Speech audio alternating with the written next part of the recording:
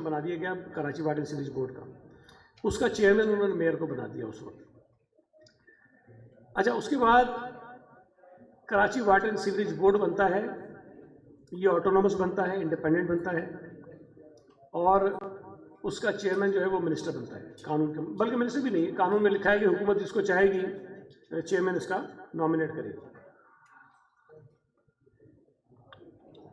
1993 के बाद जब पीपल्स पार्टी की गवर्नमेंट आती है, उस वक्त लियारी डेवलपमेंट अथॉरिटी बनती है, उसके बाद मलिक डेवलपमेंट अथॉरिटी बनती है, और ये केएमसी की हुदूद में नहीं है, इसके लिए इनको ज़मीनें भी जो है वो रेवेन्यू ने, बोर्ड ऑफ रेवेन्यू ने अलॉट जो है ज़मीनें अलॉट की।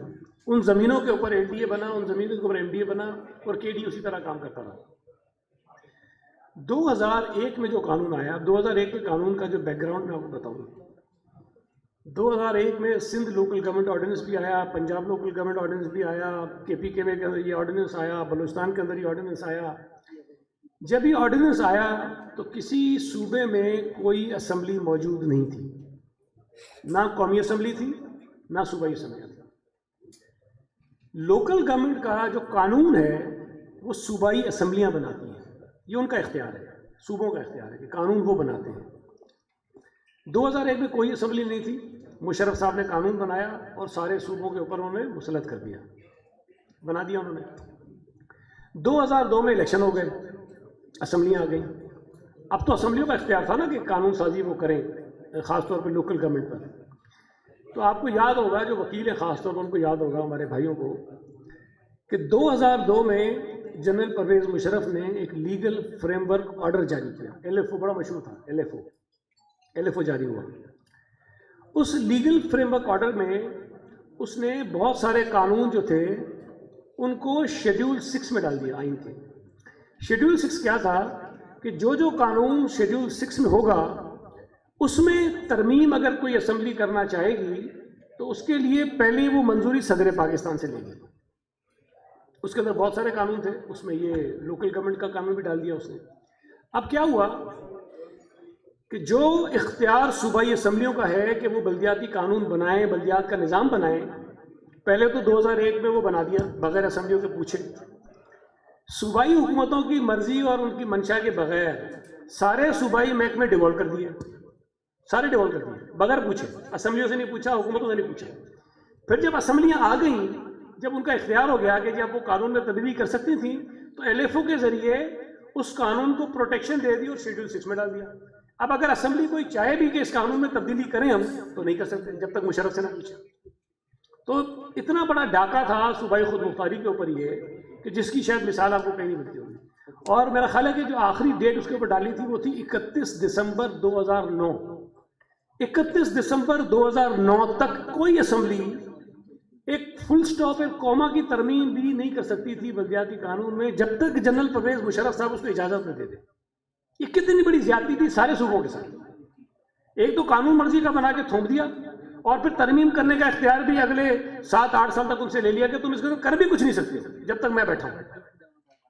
अब वो कानून जो मुतनाज़ा था, और वो कानून जिसको MQM ने बुरा कानून कहा 2001 में, बाइकआउट किया इस बुनियाद पर कि ये कानून अच्छा नहीं है, गलत है, बाइकआउट किया इसका। और जब ये 31 दिसंबर 2009 की डेट ख़त्म हुई ना, नई असेंबलियाँ आ गई थी 2008 में, तो तमाम की तमाम सूबाई असेंबलियों ने उस 2001 के कानून को उठाकर फेंक दिया। सब ने, पंजाब ने फेंका, KP ने फेंका, बलूचिस्तान ने फेंका, सिंध ने फेंका। अब एक कानून जो मुतनाज़ा था, जो गलत तरीके से सूबों पे मुसलत किया गया, जो गलत तरीके से सूबाई महकमे डिवॉल्व करके उनको दे दिए गए, वो सारे के सारे सूबों ने उस कानून को उठाकर फेंक दिया। अब अगर इल्ज़ाम सिर्फ सिंध पर होता कि सिंध ने किया है और बाकी सूबों ने उसको बरकरार रखा है, फिर तो शायद इस बात में कोई वजन था। लेकिन सारी सूबाई असम्बलियों ने जब उस कानून को फेंक दिया और अपना कानून बना लिया जो उनका इख्तियार था, पंजाब ने अपनी मर्जी का बनाया, KP ने अपनी मर्जी का बनाया, बलूचिस्तान ने अपनी मर्जी का बनाया, सिंध ने अपनी मर्जी का बना दिया, जो उनका इख्तियार था उन्होंने बना दिया। आज जो एहतजाज हो रहा है, जो मुतालबात हो रहे हैं, वो मुतालबात हो रहे हैं कि जी वो सारे जो महकमे थे वो सारे के सारे आप वापस इनको दे दो, KMC को दे दो या मेयर को दे दो। भाई 2001 के कानून को तो मैं बार बार कहता हूँ तो उनको बुरा लगता है कि भाई उसको तो एक तरफ फेंक दो, वो नहीं आना, वो नहीं आना, भूल जाओ, वो माजी का हिस्सा बन गया। वो फौजी आमिर का कानून था, उसके जाते ही दफन हो गया, खत्म हो गया, वो नहीं हो सकता। आपने अगर बात करनी है तो 2013 के कानून को बुनियाद बनाएं और फिर ये कहें कि हाँ इसमें मजीद क्या क्या बेहतरी हो सकती है। 2001 तो बात करने को तैयार नहीं है, क्योंकि किसी सूबे में नहीं है ना। देखें ना, अगर तो जमात इस्लामी ये कहती है कि ये चीज़ें होनी चाहिए, भाई फिर लाहौर में भी एहतजाज करो, पेशावर में भी एहतजाज करो, कोयटा में भी एहतजाज करो, इस्लामाबाद में भी एहतजाज करो, हर जगह करो, फिर यहाँ भी करो। कोई बात होगी अखलाकी तौर पर तो उसमें वजन होगा कि जी हम तो पूरे मुल्क में कह रहे हैं कि ये इख्तियार होना चाहिए और ये कानून होना चाहिए और इख्तियार होने चाहिए। फिर आपकी बात कहीं कुछ नहीं कह रहे हैं, सिर्फ कराची में बैठे और कह रहे हैं ये चाहिए हमको। अब अजीब मजाक है, असम्बली में तरमीम करने का इख्तियार जो है कानूनी तौर पर, आईनी तौर पर, अखलाकी तौर पर जिसकी मेजॉरिटी होती है उसका होता है। आप माइनॉरिटी के जो मेंबर्स होते हैं, जो अपोजिशन के मेंबर्स होते हैं, वो तजावीज़ दे सकते हैं, मशवरा दे सकते हैं, बात कर सकते हैं, लेकिन मेरे सर पे बंदूक तो नहीं रख सकते ना कि मेरा एक मेंबर है लेकिन कानून को बनाओ जो मैं चाहता हूँ, नहीं बनाओगे तो मैं खुदकुशी कर लूँगा। मतलब ये तो नहीं कर सकते ना आप। हमारे साथ ये हो रहा है, अब वो कह रहे हैं कि करो। फिर जो बिल्डिंग कंट्रोल है, केडीए है, मैंने आपको एलडी और एमडीए की सारी हिस्ट्री बता दी कि ये 2001 में वापस सारे जोड़ दिए गए थे। और मैं आपको केडीए की एक और इंटरेस्टिंग चीज़ बताऊँ, जब केडीए को मर्ज किया गया तो केडीए इतना बुरा नहीं था, ना एलडीए बुरा था, ना एमडीए बुरा था, ना वाटर बोर्ड बुरा था। अच्छा, वाटर बोर्ड तो मर्ज भी नहीं हुआ, वाटर बोर्ड 2001 के कानून के बाद भी Karachi water and sewerage board रहा।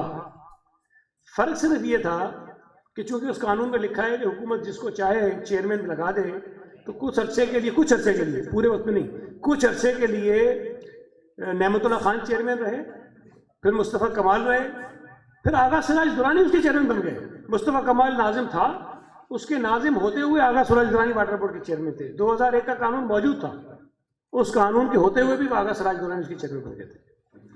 फिर केडीए के मुलाजमीन ने सिंध हाईकोर्ट में केस किया कि जी केडीए को अलग किया जाए, और सिंध हाईकोर्ट का एक फैसला आया कि जी हाईकोर्ट इसको केडीए को अलग करें। उस फैसले की वजह से केडीए से अलग हो गया और जो उसके साथ मर्जर हुआ तो खत्म हो गया। और हाईकोर्ट ने यह कहा कि जी ये जो हुआ सारा कुछ गलत हुआ है। बिल्डिंग कंट्रोल अथॉरिटी भी मुख्तलिफ औकात में उसकी शक्लें बदलती रहीं, उसके नाम बदलते रहे। 1979 में ये जो सिंध बिल्डिंग कंट्रोल कहते हैं ना अथॉरिटी हमने बना दिया, हमने नहीं बनाया। सिंध बिल्डिंग कंट्रोल ऑर्डिनेंस जो है वो 1979 में आया था। 1979 के कानून के तहत जो है वो कराची बिल्डिंग कंट्रोल अथॉरिटी बनी। 79 के कानून के तहत अथॉरिटी बनी, फिर उस अथॉरिटी को जो है वो चलाया गया। फिर 90s में जो है इसका कुछ हिस्सा केएमसी के पास चला गया, फिर कुछ हिस्सा इसका केडी के पास चला गया। फिर 1996 में किसी वक्त ये फिर दोबारा से रिवाइवल हो गया और कराची बिल्डिंग कंट्रोल अथॉरिटी जो अलग हो गई। फिर ये 2001 में जब ये सारे महकमे डिवॉल्व हुए थे तो उसमें ये फिर सिटी गवर्नमेंट का हिस्सा बना दिया गया। मैं फिर कह रहा हूँ 2001 का कानून तो ज़ाहिर कोई भी नहीं मानता, तो वो ख़त्म हुआ, तो सारी चीज़ें अपनी अपनी जगहों पे वापस आ गई। तो ये सारी चीज़ें इस तरह से हो गई थी। अब इस वक्त जो चीज़ें हो रही हैं,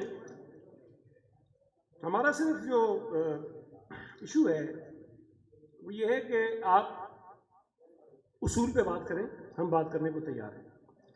अब एमक्यूएम के हमारे दोस्तों ने एक प्रेस कॉन्फ्रेंस की कुछ दिन पहले, वो कहने लगे जी सिंध हुकूमत जो है अपनी मर्जी की हल्काबंदियाँ कर रही है। वो चौकिंग कर दी, प्रेस कॉन्फ्रेंस कर दी, हंगामा कर दिया। हल्काबंदियाँ हुकूमत का इख्तियार ही नहीं है। अच्छा, ये बड़ी दिलचस्प बात है। जब पीपल्स पार्टी अपोजिशन में थी ना, तो कौमी असम्बली की हल्काबंदी, सूबाई असम्बली की हल्काबंदी, बल्दियात की हल्काबंदी हुकूमतें करती रही। जो हमारी मुखालिफ हुकूमतें थी वो करती रही। हमने सारे इलेक्शन जो है अपनी मुखालिफ हुकूमतों के बनाए हुए कौमी असम्बली, सूबाई असम्बली और बल्दियात के हल्कों में लड़े, सारे इलेक्शन। जब पीपल्स पार्टी हुकूमत में आई तो हमारी मौजूदा अदालतों ने फैसला कर दिया कि ये हुकूमत हल्काबंदी नहीं कर सकती, क्योंकि हुकूमत हमारी आ गई थी। मतलब जो इख्तियार हमारी मुखालिफ हुकूमतों को रहा, जब हम हुकूमत में आ गए तो वो इख्तियार भी छीन लिया। बोला नहीं अब तुम हल्काबंदी भी नहीं कर सकते, अब हल्काबंदी फिर इलेक्शन कमीशन करेगा। तो चले कौमी की हल्काबंदी भी इलेक्शन कमीशन, सूबाई की हल्काबंदी भी इलेक्शन कमीशन और बल्दियात की हल्काबंदी भी इलेक्शन कमीशन। मतलब पीपल्स पार्टी ने कोई एक इलेक्शन भी अपने बनाए हुए हल्काबंदियों पर नहीं लड़ा। 88 से लेकर अब तक। पहले हमारी मुखालिफ हुकूमतें बनाती रही, अब इलेक्शन कमीशन बनाता रहा, पीपल्स पार्टी का कोई रोल नहीं। तो इन्होंने प्रेस कॉन्फ्रेंसें कर दी, चौकिंग कर दी, पता नहीं क्या क्या हंगामे खड़े कर दिए कि जी हल्काबंदी मर्जी की कर दी। वो भाई हल्काबंदी हमने की नहीं है, हल्काबंदी तो अभी करनी है इलेक्शन कमीशन ने। और वो एतराज़ किस पे उठा रहे थे कि जी आपने जो ये 45,000 से 75,000 रुपये का फर्क कर दिया, बहुत ज़्यादा है। मैंने उस दिन वो पेपर निकाला, ये कराची का ही है 2001 का, जो उस वक्त की हुकूमतों ने हल्के बनाए थे। उस वक्त 2001 में कराची में एक ही टाउन में जो यूसीज बनी हुई थी, मैंने बताया, मैं मुख्तसर बताता हूँ कि हमारी टाउन में एक यूसी की आबादी थी 19,000, एक यूसी की आबादी थी 71,000। उस वक्त ये जायज़ था। फिर औरंगी टाउन में एक यूसी की आबादी थी 64,000 और एक यूसी की आबादी थी 24,000, ये जायज़ था। फिर सदर टाउन में एक यूसी की आबादी थी 68,000, एक यूसी की आबादी थी 33,000, ये जायज़ था। फिर गुलशन टाउन में एक यूसी की आबादी थी 65,000 और एक यूसी की आबादी थी 37,000, ये जायज़ था। फिर नॉर्थ नाजमाबाद टाउन में एक यूसी की आबादी थी 70,000, एक यूसी की आबादी थी 37,000, ये जायज़ था। जिन हल्का बंदियों पर ये लड़े इलेक्शन, जिसको ये अच्छा कहते हैं, उस दौर में ये सब जायज़ था। हमने अभी तक हल्का बंदी बनाई भी नहीं है, इलेक्शन कमीशन ने बनानी है। और 45 और 75,000 का एक ब्रैकेट है, उसके अंदर बनना है। और इसके पीछे एक लॉजिक है जो ये हमने रखा है, उसकी वजह है। वजह क्या है? जैसे मैंने आपको पहले बताया कि हम नहीं चाहते कि काउंसिल्स का नंबर ज़्यादा बढ़े। आबादी बढ़ गई है शहर की, जो आबादी बढ़ी है ज़्यादा, वो बढ़ी है ईस्ट में, वो आबादी बढ़ी है वेस्ट में, वो आबादी बढ़ी है मलीर में। साउथ में आबादी नहीं बढ़ी ज़्यादा, कोरंगी में आबादी ज़्यादा नहीं बढ़ी, सेंट्रल में आबादी ज़्यादा नहीं बढ़ी। जो कौमी असम्बली और सूबाई असम्बलियों की हल्काबंदियाँ हुई थी 2018 के इलेक्शन से पहले, उसमें भी डिस्ट्रिक्ट सेंट्रल से हल्के कम हो गए, डिस्ट्रिक्ट साउथ से हल्के कम हो गए, वेस्ट में हल्के बढ़ गए, ईस्ट में हल्के बढ़ गए, मलीर में हल्के बढ़ गए आबादी की वजह से। अब अगर हम ये बैरियर बड़ा छोटा कर देते हैं, जो ब्रैकेट उसको छोटा करते हैं, तो वो काउंसिल्स में जो कह रहे थे एक नंबर रहना चाहिए, तो वो मुश्किल होती है, हो नहीं सकती। हमने डिस्ट्रिक्ट काउंसिल ख़त्म कर दिया, डिस्ट्रिक्ट काउंसिल ख़त्म करके हमने उसको मेट्रोपॉलिटन में शामिल कर दिया। ये 2001 में भी मैं बताऊँ ख़त्म हो गया था। 2001 में भी डिस्ट्रिक्ट काउंसिल ख़त्म था और पूरी सिटी डिस्ट्रिक्ट का जो गवर्नमेंट कराची की थी, वो डिस्ट्रिक्ट काउंसिल और ये सारे मिला के एक थी, उस वक्त जायज़ थी। हमने जब 13 में कानून बनाया था, असल में हमने उसमें भी डिस्ट्रिक्ट काउंसिल ख़त्म किया था। लेकिन चूंकि डिस्ट्रिक्ट काउंसिल में जो एरिया है बहुत बड़ा है, आबादी कम है, तो हमने उसमें रखा था कि जी 10,000 से लेके 40-50,000 तक यूसी बन सकती है। तो एमक्यूएम कोर्ट में गई थी, उन्होंने कहा जी फ़र्क बहुत ज़्यादा है और वहाँ ये करेंगे वो करेंगे। तो जब कोर्ट ने कहा नहीं भाई गलत है, तो हमने डिस्ट्रिक्ट काउंसिल बहाल कर दी और वो मेट्रोपॉलिटन अलग कर दी। अब अगर आप देखें जो नई आबादी आई है ना, जो सेंसस नया, उसमें जो डिस्ट्रिक्ट काउंसिल के इलाके थे, वो आबादी बहुत ज़्यादा बढ़ी है, बहुत ज़्यादा बढ़ गई आबादी। मैं सिर्फ 2-3 आपको बता दूँ कि एक हमारी यूसी है डिस्ट्रिक्ट काउंसिल की, उसकी आबादी थी 10,000। पहले हल्काबंदी में उसकी आबादी थी 10,000 मरदमशुमारी में, अब उसकी आबादी हो गई 1,13,000। 10,000 से 1,13,000।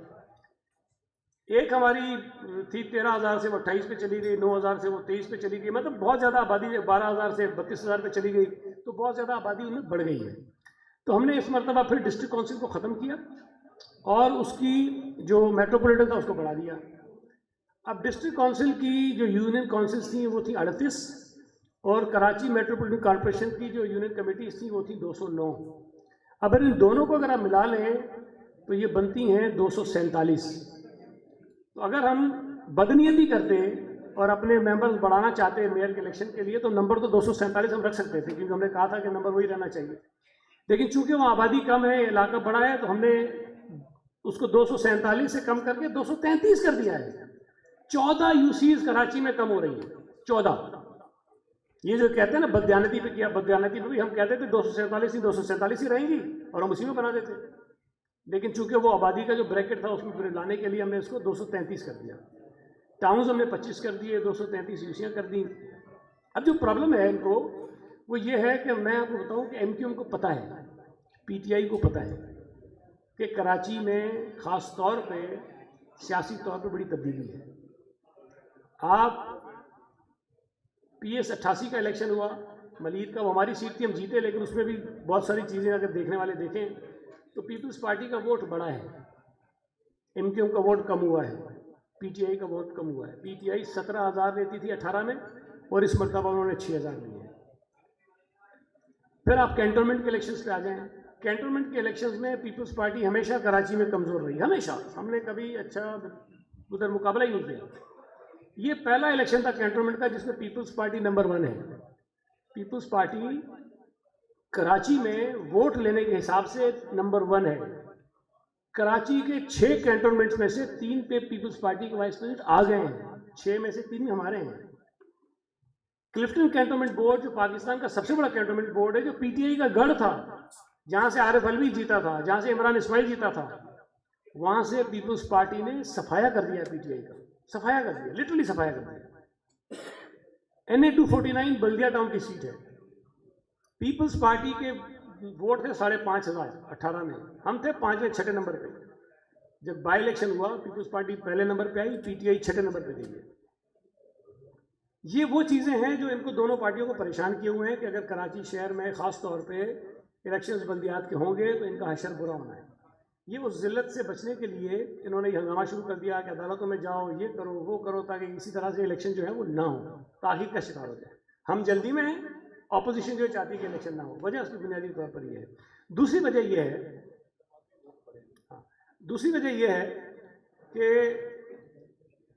आप यहाँ बिजनेस कम्युनिटी के दोस्त बैठे हैं, वकील भाई बैठे हैं, सियासी लोग बैठे हैं, साफ़ी बैठे हैं, सबको पता है कि इस वक्त मुल्क की मईशत का क्या हाल है।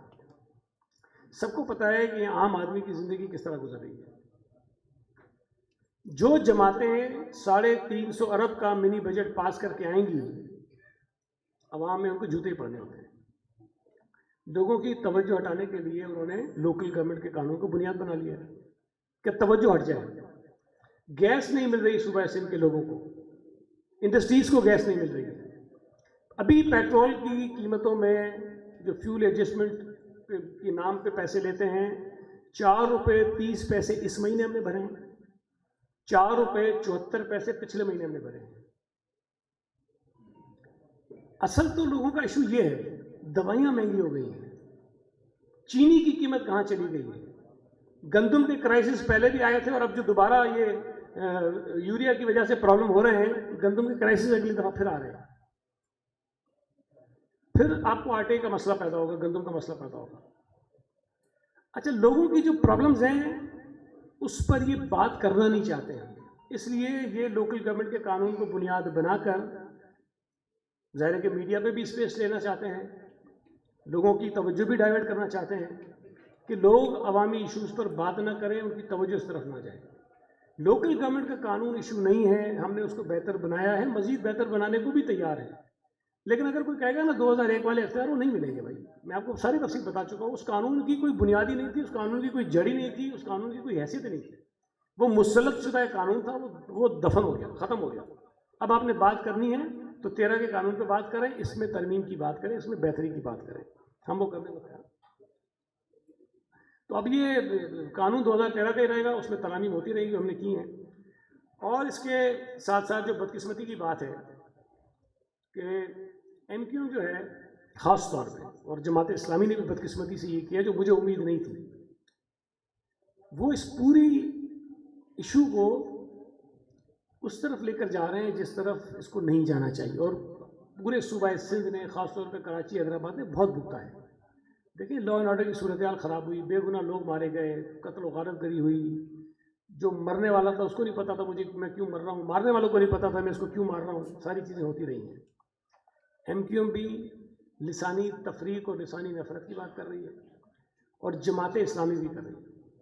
देखिए, मैं हवा में बात नहीं करता ना, मैं तो कहता हूँ कि जमात इस्लामी ने बैनर्स लगाए, आपने भी देखे होंगे। उन्होंने कहा कराची पे कब्जा नामौजूद। किसका कब्जा?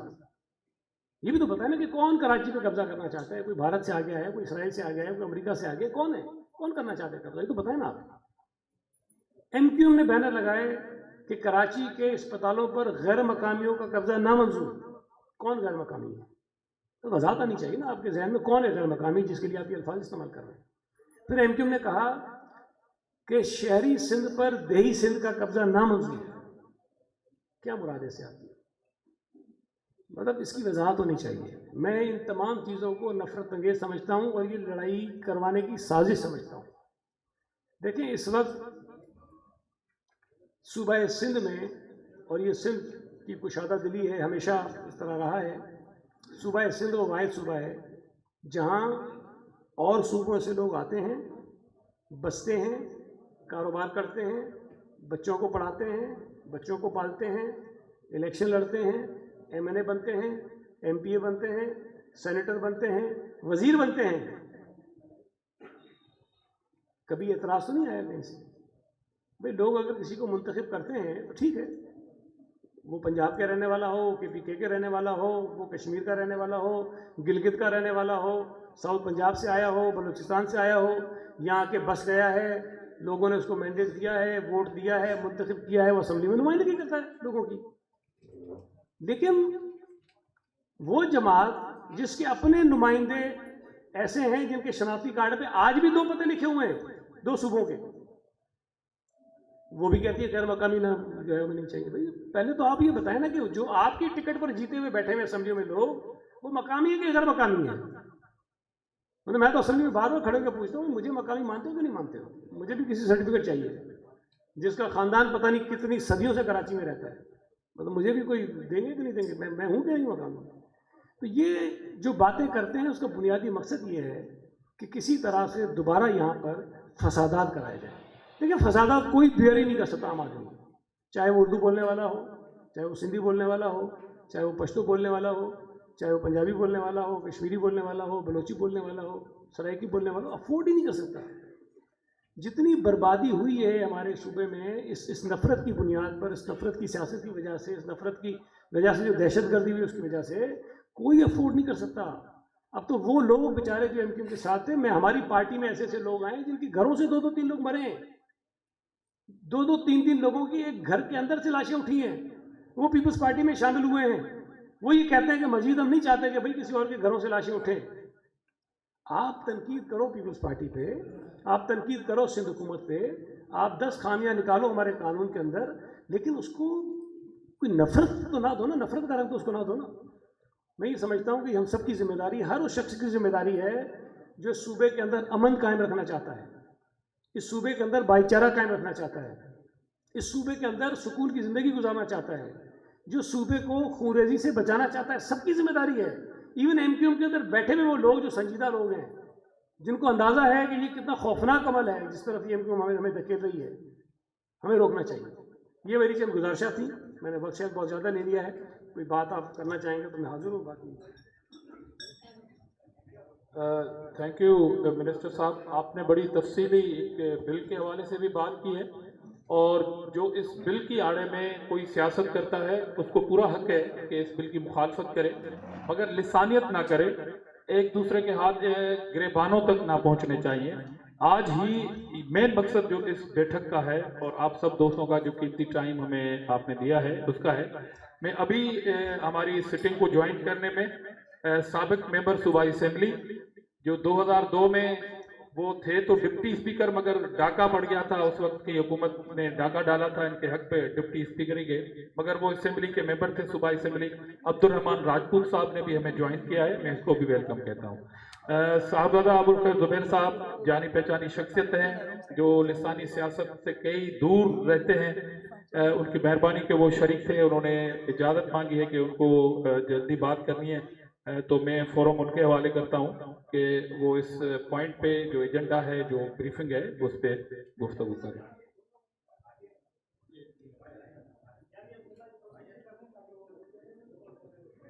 नहीं जाएगा, नहीं जाएगा, ये नहीं जाएगा, नहीं जाएगा।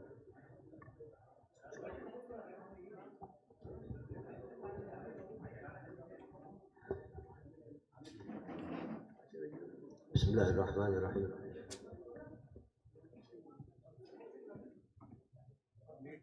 बहुत शुक्रिया मोहतरम जनाब आजिद हमरा साहब कि आपने मुझे इज़हार ख्याल का जल्दी मौका दे दिया। असल में इस की इलेक्शन में हम चूँकि साथ हमने इलेक्शन लड़ा है तो हमरा साहब के साथ, तो इन्हीं की मोहब्बत की वजह से मैं यहाँ हाजिर भी हो गया, हालांकि तबीयत काफ़ी नासाज थी। इन्होंने मेरा ख्याल किया, बहुत बहुत शुक्रिया आपका। मिनिस्टर साहब ने माशाअल्लाह बड़ी तफसीली ब्रीफिंग की है मौजूदा मुतनाज़ा कानून के सिलसिले के अंदर, बल्दियात के सिलसिले के अंदर। उसमें जो तफसीली बात है मैं उसमें नहीं जाना चाहता, ना वक्त है इसका। मैं सिर्फ इतना अर्ज़ करूँगा कि ऐसा महसूस हो रहा है कि इस बिल को और इस कानून को